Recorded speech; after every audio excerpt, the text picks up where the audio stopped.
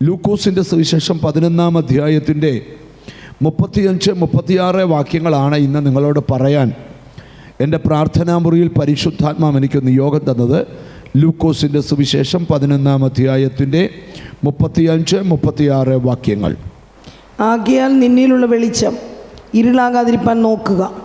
നിന്റെ ശരീരം അന്ധകാരമുള്ള അംശമൊട്ടുമില്ലാതെ മുഴുവനും പ്രകാശിതമായിരുന്നാൽ വിളക്ക് തിളക്കം കൊണ്ട് നിന്നെ പ്രകാശിപ്പിക്കും പോലെ അശേഷം പ്രകാശിതമായിരിക്കും. മതി. നമ്മുടെ വാഴ്ത്തപ്പെട്ട കർത്താവ് ഈ ഭൂമിയിലായിരുന്നപ്പോൾ പറഞ്ഞു തന്നതും പഠിപ്പിച്ചതുമായ ആശയങ്ങളുടെ ഒരു വിവരണമാണ് ഇന്ന് നിങ്ങളോട് ആത്മീക ദൂതായിട്ട് പറയാൻ കർത്താവിൻ്റെ ഉള്ളിൽ പ്രേരണ തന്നിരിക്കുന്നത്.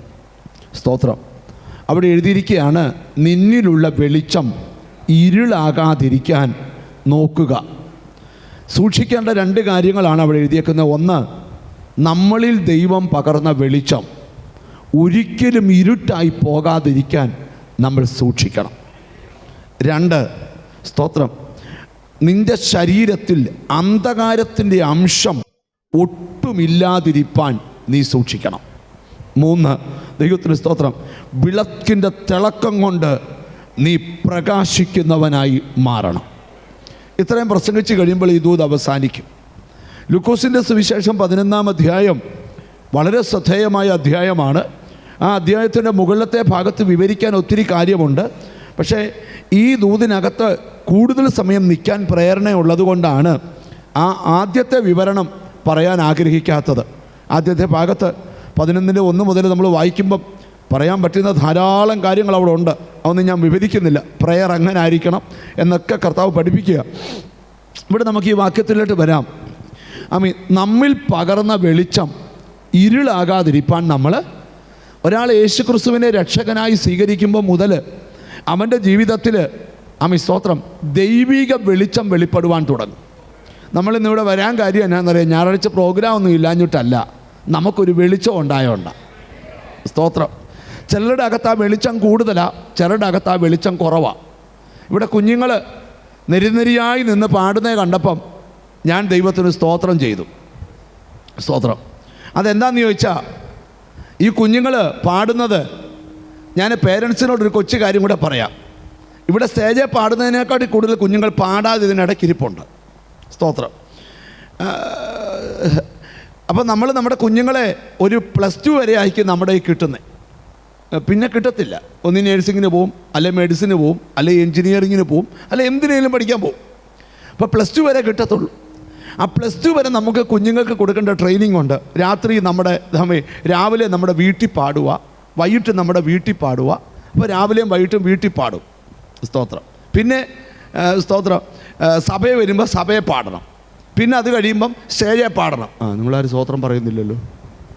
അതിൻ്റെ കാരണം എന്നാണെന്നറിയോ? ഞാൻ നിങ്ങളോട് ചോദിക്കട്ടെ, ഈ +2 വരെ നിങ്ങൾ ഇവനെ പാടാൻ പഠിപ്പിച്ചില്ലെങ്കിൽ അവൾ അമേരിക്ക ചെന്നാൽ പാടുമോ? എന്നോട് പറ, മറുപടി പറ. പാടുമോ? ഇല്ല. ഇവിടെ പാടാത്തവർ അവിടെ ചെന്നാൽ ഒട്ടും പാടുകയില്ല. ഓസ്ട്രേലിയ ചെന്നാൽ പാടുമോ? കാനഡ ചെന്നാൽ പാടുമോ? പറ. പാടത്തില്ല. ഇനി പാടാത്തവർക്ക് പാടുന്ന ചെറുക്കനെ കിട്ടുമോ? നിങ്ങൾ സത്യം, ഈ പാട്ട് പാടാത്ത ഈ പെങ്കൊച്ചിന് പാടുന്ന ചെറുക്കനെ കിട്ടുമോ? പാട്ട് പാടാത്ത ഈ പയ്യന് പാടുന്ന പെണ്ണിനെ കിട്ടുമോ? അപ്പോൾ ഇപ്പോൾ അപ്പനും അമ്മയും പാടുകയില്ല. അപ്പനും അമ്മയും പാടിയില്ലേ അവരുടെ പിള്ളേർ പാടുമോ? പറ പറ പറ. നിൻ്റെ ജനറേഷനോട് ഈ പാട്ട് നിൽക്കും. അതിനാ പറയുന്നത് പിള്ളേരെ പാടാൻ വിടണം. അവിടെ മിണ്ടുന്നില്ല. അപ്പോൾ പാടാൻ വിട്ട പാസ്റ്റർ വല്ലതും പറയുമോ? വഴക്കൊക്കെ പറയും, ചെവിക്കും പിടിക്കും ചിലപ്പോൾ. അതെന്നാ? ഇവിടെ വെച്ച് കൊണ്ടിരിക്കേണ്ട ട്രെയിനിങ് ഇവിടെ വെച്ച് കൊടുക്കണം. ശ്രദ്ധിച്ച് കേൾക്കണം. ഇവിടെ നീ പാടിയാൽ, എന്നോട് നമ്മുടെ സഭയിലെ ഒരു ഒരു ഒരു മോള് വന്ന് പറഞ്ഞു, അവിടെ ആങ്ങള ഇവിടെ ഇടയ്ക്കൊക്കെ പാടാൻ കയറുമായിരുന്നു. അവന് ടെൻഷൻ കയറുമ്പോൾ അവൻ പാടത്തില്ല. ഞാൻ കണ്ണൊക്കെ ഉരുട്ടും, കയറുന്നില്ലല്ലോ. അപ്പോൾ പിറ്റേ ആഴ്ച കയറും. ഇപ്പം അവന് വേറൊരു രാജ്യത്ത് ചെന്നു. അപ്പോൾ അവൾ എന്നോട് വന്ന് പറയാം, പാസ്റ്ററെ അവിടെ അവൻ കൊയറി കയറി. ആണോ? ഇവിടെ പാടിയോണ്ടാ.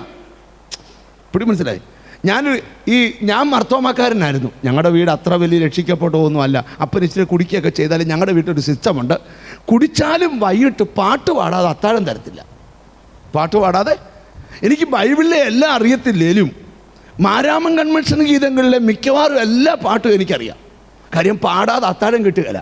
ഇപ്പം അങ്ങനൊന്നും പറ്റിക്കാൻ പറ്റത്തില്ല. ഇപ്പം പിള്ളേരോട് പറയുക, എടാ പാടിയില്ല ഡിന്നർ തരത്തിലെന്ന് പറഞ്ഞാൽ എനിക്കിന്ന് വേണ്ടാന്ന് പറഞ്ഞ് മേളിൽ പോകുന്നത് കാണാം. ഇച്ചിരി കഴിയുമ്പോൾ ഒരു ബൈക്ക് വരുന്നതും ഒരു ചുമന്ന ഷോൾഡർ ബൈക്കോട്ടൊരു പുള്ളി അങ്ങോട്ട് പോകുന്നതും രാത്രി 11:30 ചിക്കൻ്റെ കാലത്ത് താപ്പോട്ട് വീഴുന്നതും ഒക്കെ നമുക്ക് ഇപ്പോഴത്തെ പിള്ളേരെ അങ്ങനെ തോൽപ്പിക്കാൻ പറ്റത്തില്ല. നിങ്ങൾ ശ്രദ്ധിച്ച് കേൾക്കണം. ഇവിടെ എന്താ മനസ്സിലാക്കേണ്ടത്? നിങ്ങൾ ശ്രദ്ധിക്കണം. നിങ്ങളുടെ കാലത്ത് ഒന്നുമില്ലായിരുന്നെങ്കിൽ, നിങ്ങളുടെ കുഞ്ഞുങ്ങളുടെ കാലത്ത് എല്ലാം ഉണ്ടായാലും സന്തോഷിക്കാൻ വകയില്ല. അവൻ നിൻ്റെ വിളക്ക് കെടാതെ സൂക്ഷിച്ചാൽ, ഒരു നല്ല ഹല്ലേലൂയ പറഞ്ഞാട്ട്. ഒരു വീടിൻ്റെ വിജയം എന്താണെന്നറിയാമോ? അവനുണ്ടാക്കിയ സമ്പത്തല്ല, അവനുണ്ടാക്കിയ കഴിവല്ല, അവൻ്റെ ആരോഗ്യമല്ല, അണയാത്തവൻ്റെ അകത്തെ വെളിച്ചമാണ്.